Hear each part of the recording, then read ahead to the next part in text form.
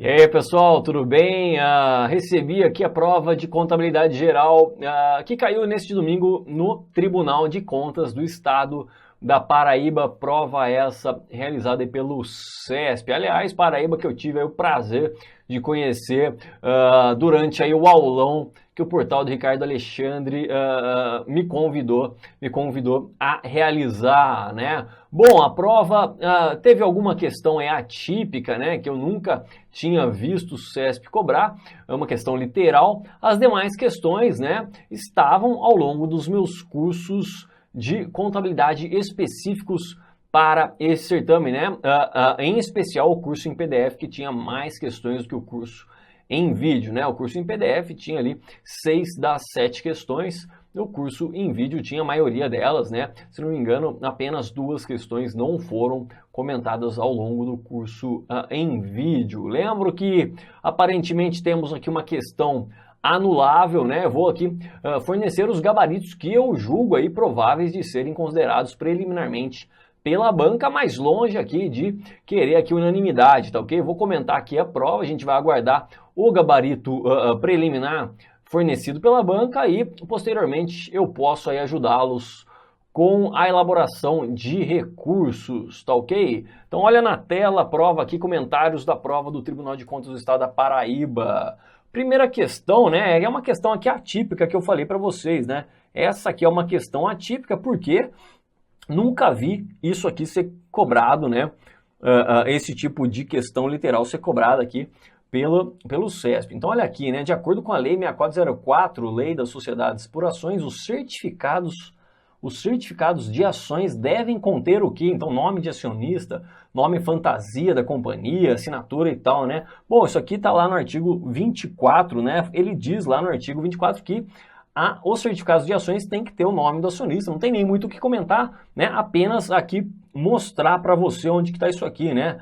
Olha aqui o artigo 24 que fala que os certificados das ações, né, conterão as seguintes informações. Veja que eu coloquei aqui em negrito, denominação da companhia, ele falou aqui o nome de fantasia da companhia, então isso aqui estaria incorreto, né? Sua sede e seu prazo de duração estão aqui previstos, né?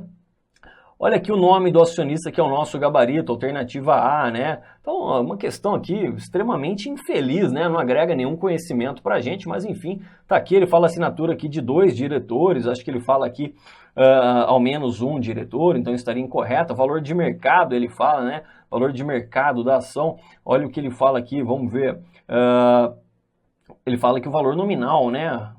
Valor nominal das ações, olha aqui, então ali estaria incorreto, né? Estaria incorreto.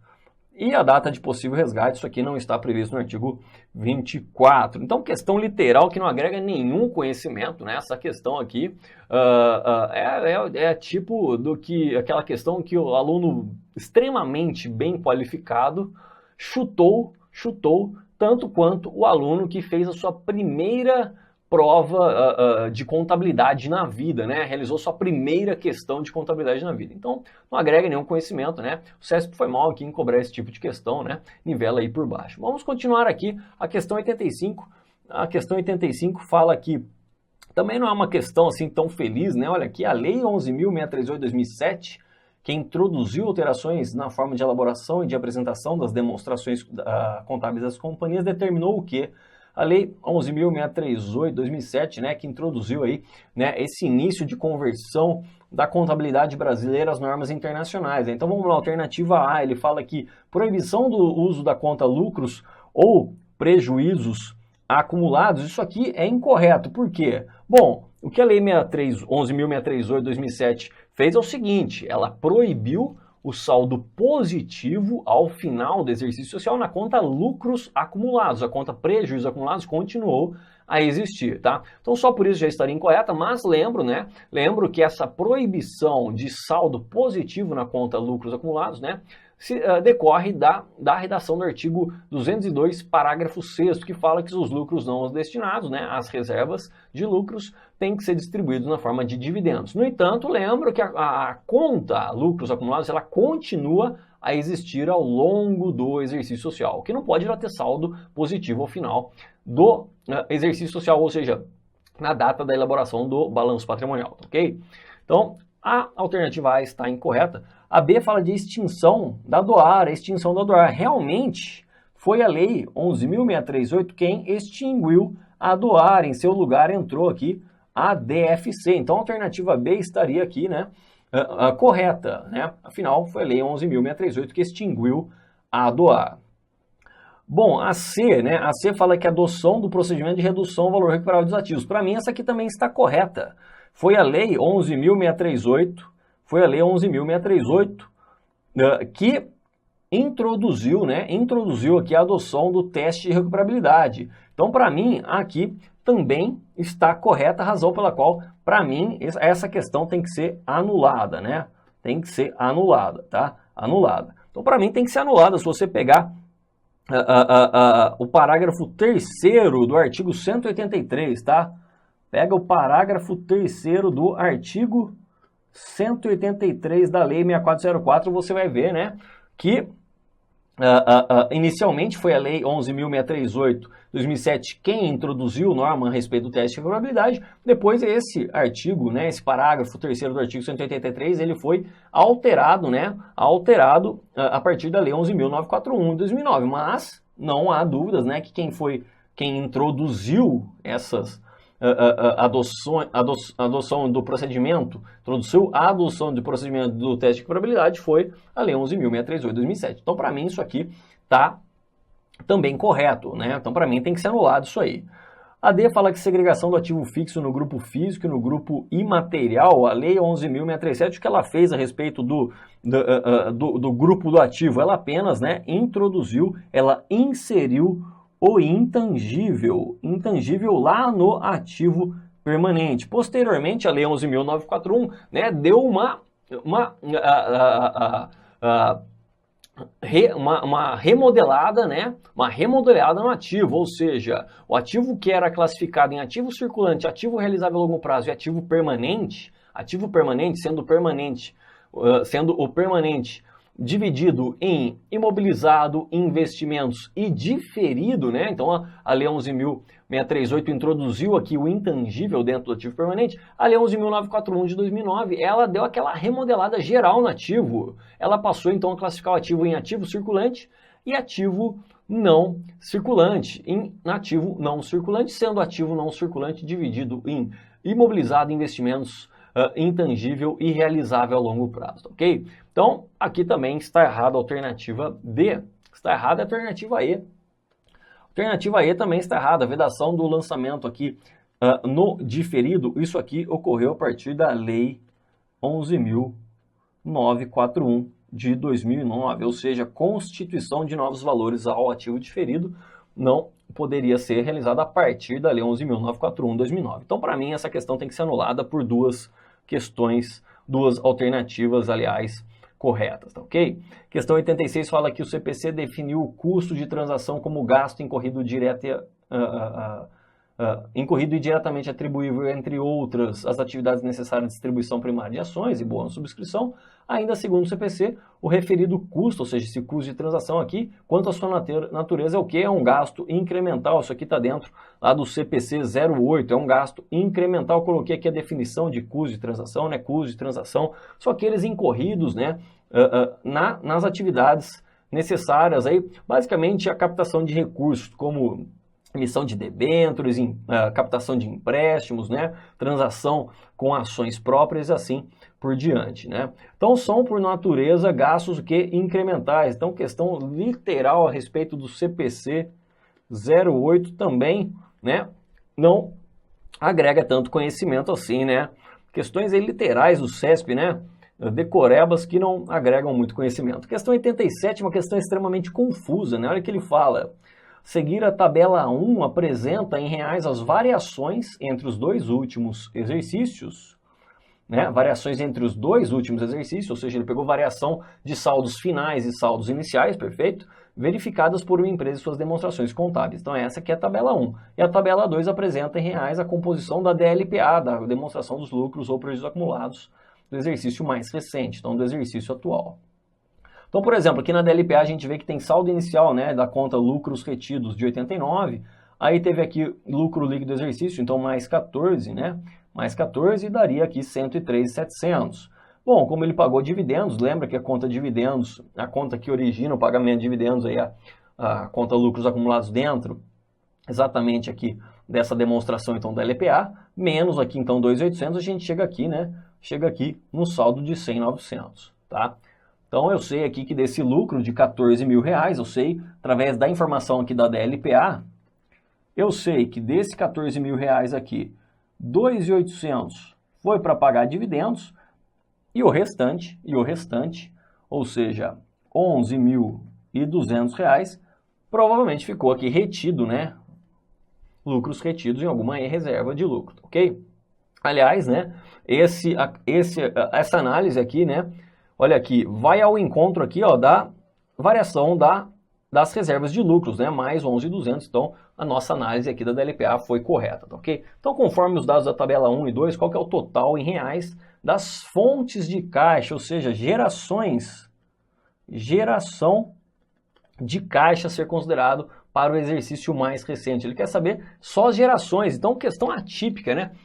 Geralmente uma questão de DFC ele pega e pede o fluxo de caixa das atividades operacionais, o fluxo de caixa das atividades de investimentos ou o fluxo de caixa das atividades de financiamento. Aqui ele não quer nem saber nenhum fluxo nem outro, ele quer saber só a geração de cada um desses fluxos e não o consumo. Então a gente pode resolver de algumas formas. A gente pode montar aqui o fluxo de caixa dessas três atividades ou a gente pode apenas focar na geração. De outra forma, a gente pode também focar no consumo de caixa e chegar na geração através da variação da conta caixa equivalente de caixa. Aliás, né, eu falei no aulão, tive uma hora para falar, eu falei que cairia DFC, né, e realmente caiu.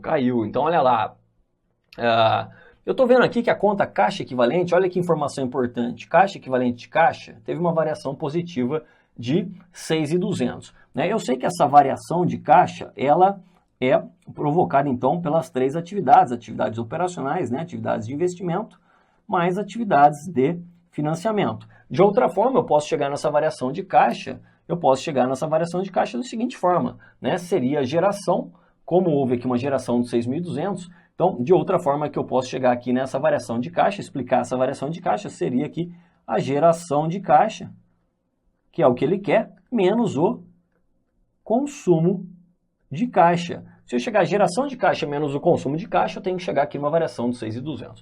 Vamos fazer o seguinte, então a gente vai focar aqui no consumo, nos consumos de caixa. Então, consumos de caixa. Quais são os consumos de caixa? Então, eu tenho aqui dividendo pago, né? Dividendo pago, olha, se eu paguei, consumiu caixa, eu tive que pagar esses dividendos. Então, vou colocar aqui 2.800 de consumo de caixa, né? De consumo de caixa. Qual que é o outro consumo de caixa? Consumo de caixa. Vamos pegar aqui contas a receber. Veja que contas a receber houve uma variação negativa, né, de 1.700. Lembra quando a gente faz o fluxo de caixa das atividades operacionais pelo método indireto? Uma variação negativa de uma conta a receber, ou seja, de uma conta operacional, vai provocar um ajuste positivo lá no lucro ajustado, lembra? Ou seja, isso aí, né? Demonstra o quê? Uma geração de caixa e não consumo. Uma geração de caixa e não consumo. Eu estou preocupado aqui com consumo. Afinal, eu já sei ali. Poderia focar na geração também. Vamos fazer os dois, então. Vamos fazer os dois, né? Para a gente bater, então, tanto o consumo quanto a geração. Aí a gente vê se essa diferença vai dar exatamente 6.200 para confirmar a nossa análise. Então, isso aqui, contas a receber, é uma geração, né? É uma geração, olha aqui, menos 1.700. Por exemplo, suponha que ele tinha, só para você identificar isso aqui com clareza, suponha que ele tinha 1.700 de contas a receber, e ele já recebeu todo esse valor, ou seja, né, o saldo final dessa conta é zero. Então, houve uma variação negativa de 1.700. Saldo inicial de 1.700, saldo final de zero. Ou seja, ele recebeu, entrou dinheiro, então é uma geração, né? Então, 1.700 eu vou colocar aqui como geração, 1.700, perfeito? Então, vamos lá. Estoques, 4.900. Então, se a variação negativa foi uma geração, então a variação positiva vai ser o quê? Um consumo. Então, 4.900 aqui de consumos. Imobilizados, mais 12.300, ou seja, ele comprou imobilizado. Se ele comprou imobilizado, né, foi um consumo de caixa, referente às atividades de investimento, lembra? Depreciação, ele lançou aqui, ó, mais 9.300 lá na DRE, né? Despesa de depreciação foi de 9.300. Lembra que isso aí entra o quê? Ajustando positivamente o lucro líquido, né? O lucro líquido, ajuste positivo. Então, eu vou colocar isso aqui também como uma geração. Por que geração? Cuidado aqui, hein? Por que é geração? Ora, porque a grande geração de caixa aqui foi o lucro líquido, né? 14 mil. Mas esses 14 mil aqui, eles estão líquidos dessa depreciação de 9.300, mas a gente sabe que 9.300 não tem impacto no caixa. Então é como se o lucro aqui calculado, né? Calculado de acordo aí com o regime de caixa, não seria 14 mil, seria 23.900. Então, vou colocar aqui geração, lucro líquido de 14 mil e mais 9.300 aqui, referente ao ajuste da depreciação. Contas a pagar aumentou de 4.400, né? Aumentou de 4.400. Lembra lá no fluxo de caixa das atividades operacionais? Esse aumento de contas a pagar, ou seja, aumento de um passivo, entra aí como uma geração, né? Ou seja, entra somando o fluxo de caixa das atividades operacionais. Então, entra aí como uma geração, 4.400, aumento de contas a pagar. Aumento de salários a pagar, a mesma coisa, 300. Aumento aí de imposto de renda a pagar, mais 600. Outros circulantes a pagar aumentou aqui, 200, mais geração aqui. Obrigações de médio e longo prazo, veja que ele pagou, né? Ele pagou 4.300, então foi um consumo de caixa, ele pagou 4.300. Impostos parcelados ele pagou, então foi um consumo de caixa.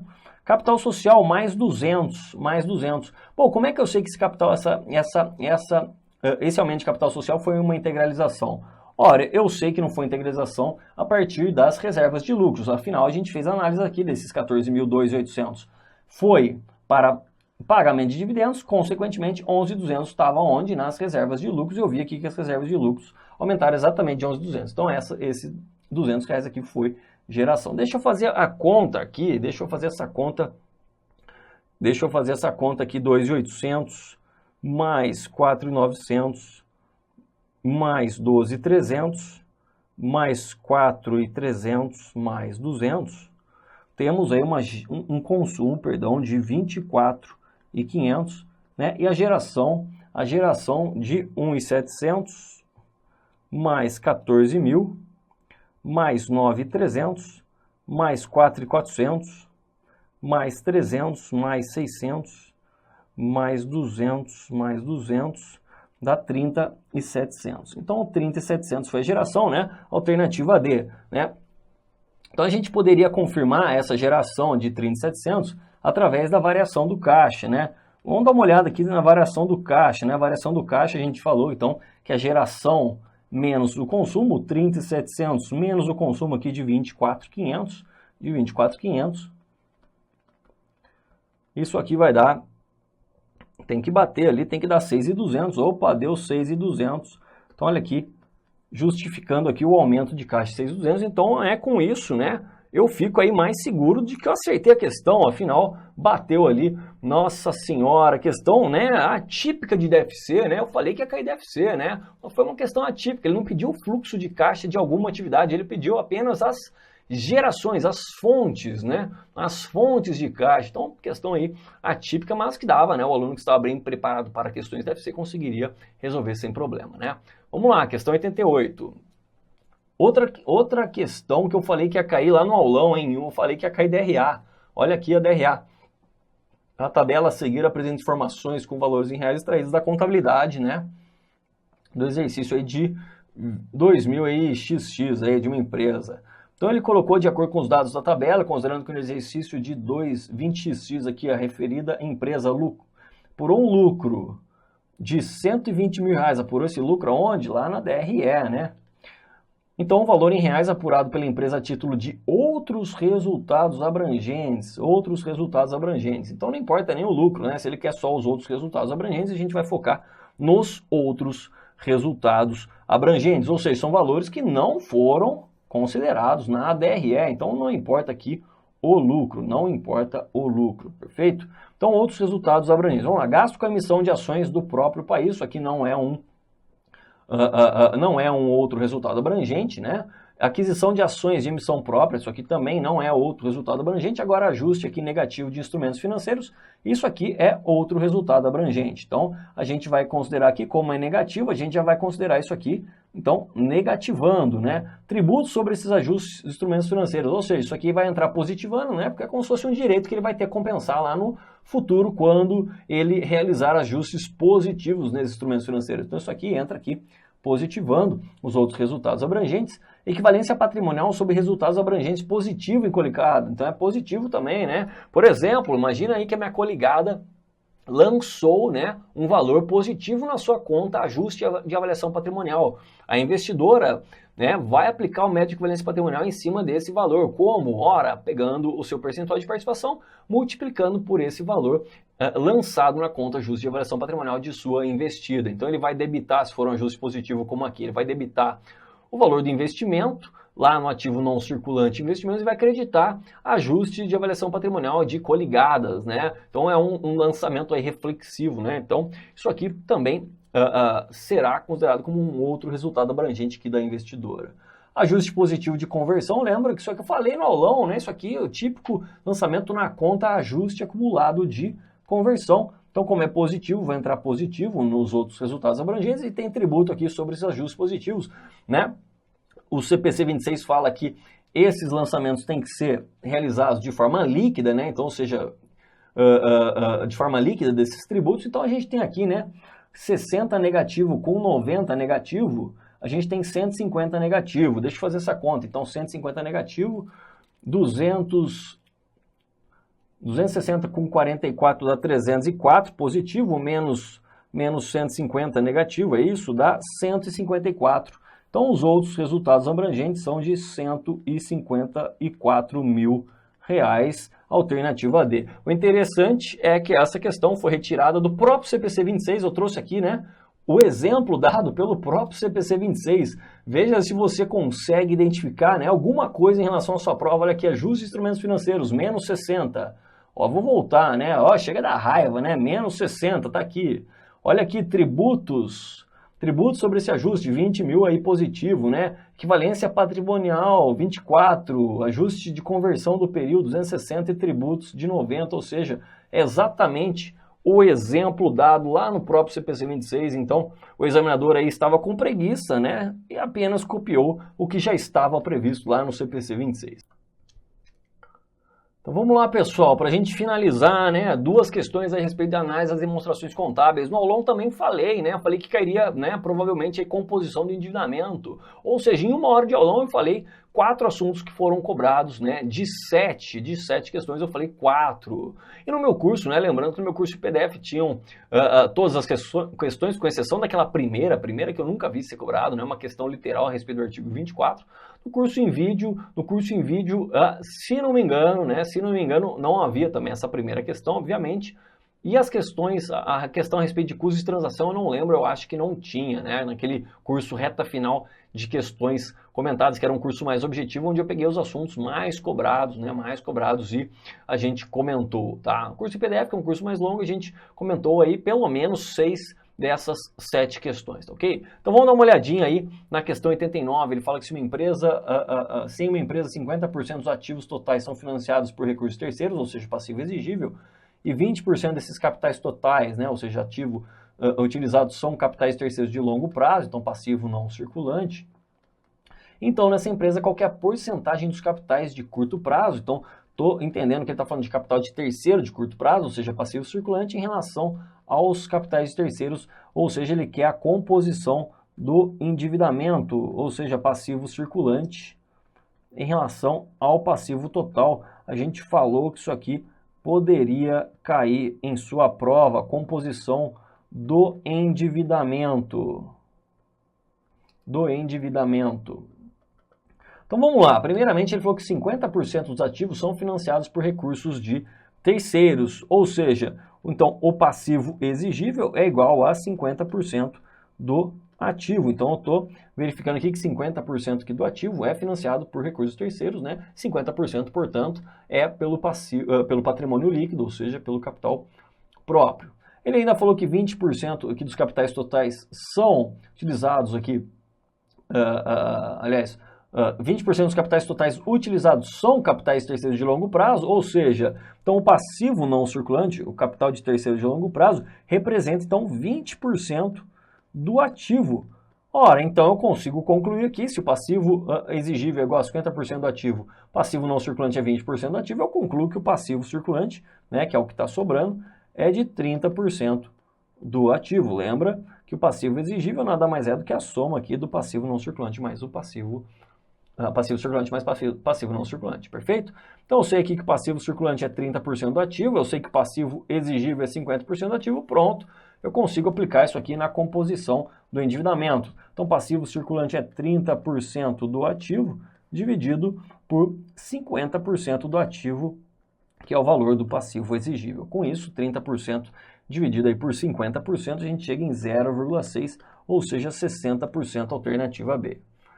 E a questão 90 é uma empresa que apresenta 195 em passivo circulante e uma composição de exigibilidade, ou seja, composição do endividamento. Duas questões a respeito de composição do endividamento de 75%, e na qual a relação entre as fontes de recurso, relação entre fontes de recurso, o que é a relação de fonte de recurso? Quais são as fontes de recurso? Ora, tem o passivo exigível, ou seja, capitais de terceiros, e tem capital próprio, ou seja, fonte de recurso, é a relação entre passivo exigível e o PL. Né? Ele está falando aqui que é igual a 1, ou seja, o passivo exigível é igual ao PL, tá ok? Então, qual que é o montante de recursos próprios? Ele quer, então, o montante de recursos próprios, ou seja, o valor do PL. Montante de recursos próprios. Então, vamos lá. Ele falou aqui que o passivo circulante é de 195. E a composição do endividamento, ele falou que é de 75. Então, a composição do endividamento, que é passivo circulante em relação ao passivo exigível, ele falou que é de 0,75. Com isso, o passivo exigível vai ser o passivo circulante dividido por 0,75. Então, passivo circulante, ele falou que é de 195, dividido por 0,75.